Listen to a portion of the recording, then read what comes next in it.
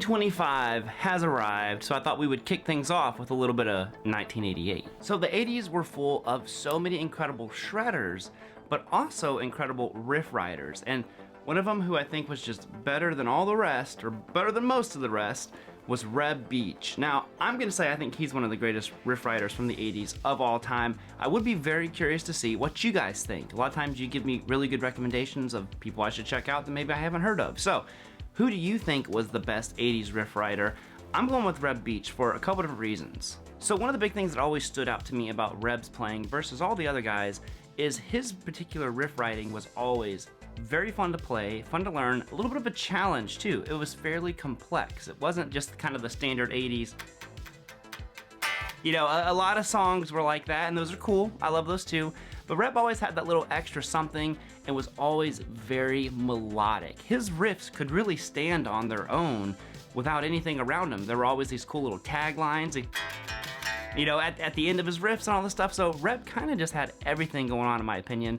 Although, I think he was a little bit underrated in that department. So I want to show you guys one of my favorite Reb riffs, Time to Surrender. If you want the tabs for this one, you can snag those down below. They're totally free. And we're gonna dive on into this and get some 80s going in 2025.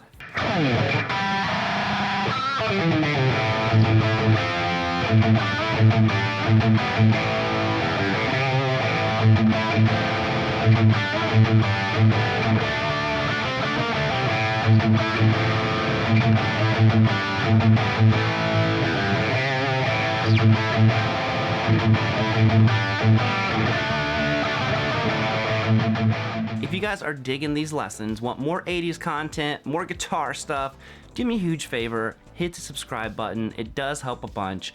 And yo, let's get our guitar on. Okay, so let's dive into this Reb riff. Now, it kicks off with this little whammy bar stunt. You know, and I don't exactly know what Reb's doing. I just usually hit like a harmonic here on the 5th fret of the G and the B. And if you have a whammy bar that's floating like mine, you can see I flick it back here, and this particular one, the Voyagers, which is a Reb Beach guitar, if anybody is curious about what guitar I'm playing, you know, you get that flutter sound, and you can do this on any Floyd Rose guitar. Just some of the, you know, bars, the less springs you have, the more flutter you can get out of. Just a cool sound. Then he just walks on a blues scale is really what's happening.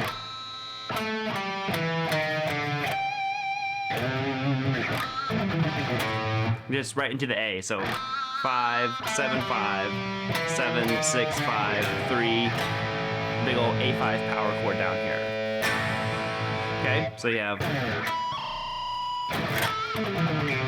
and again, I don't know exactly how Reb does that little flutter thing. That's just what I've always done, because it sounds like it's a lot of layered guitars together doing it at the same time.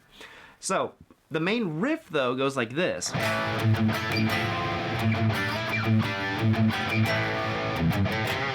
There it is, those little taglines at the end. That is what makes Reb's riffs so cool, because it ties it all together in a really good way and doesn't feel like this kind of like endless monotonous riff. Like he's putting the period on the end of a sentence. So you have your A chord, 2 palm mutes on that A string, then you have these little mini power chords, and I really feel like Reb and Lynch were the best at using these little tiny, you know, power chords and coming up with really cool riffs. So you have your A. Okay, and you're gonna go 7th fret on the D, 9th fret on the G. So and palm mute in between all these chords. There's always a palm mute going on, either 1 or 2. Then I go down here and do the same little power chord, 3rd fret on the D, 5th fret on the G. So then palm mute again twice. And I'm gonna go 5th fret on the D and 7th fret on the G power chord, slide up. And like I said, already there's little things to take away from this. How, you know, the sliding, the different ways that we're going in and out of these power chords, palm muting, some 2 times, some 1, you know, it's all about creating that melody, like I said before, within the riff. Okay, back to 2 palm mute, so he just kind of walks down. So 2 palm mutes, same 5th and 7th fret chord again. A little 3rd here. You're gonna go 5th fret on the D and then 4th fret on the G.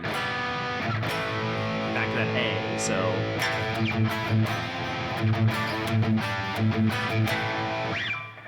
So you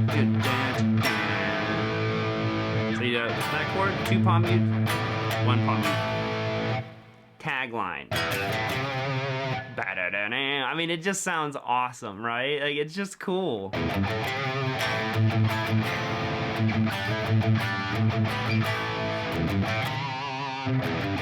And that's just simply open on the low E string, 3rd fret, open on the A, and then 3rd fret on the A. And that's just box 4 A minor pentatonic. You know, that's the.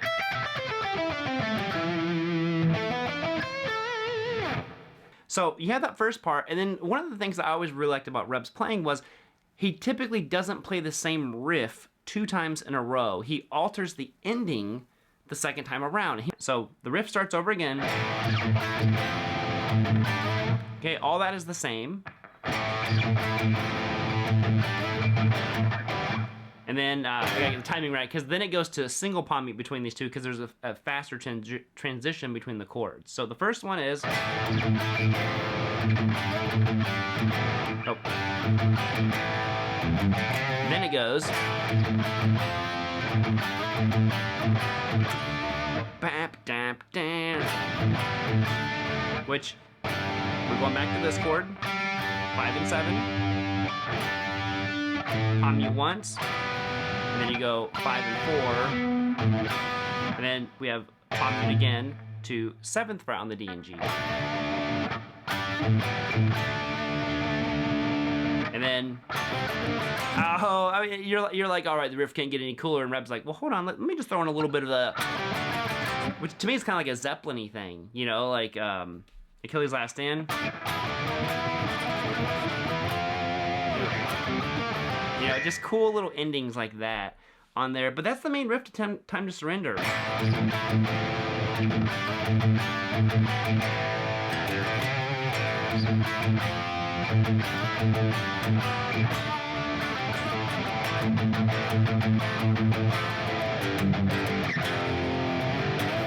Alrighty, gang, there you have it. Thank you all so much for tuning in. Happy New Year. Finally getting over being sick, getting back in the swing of things here.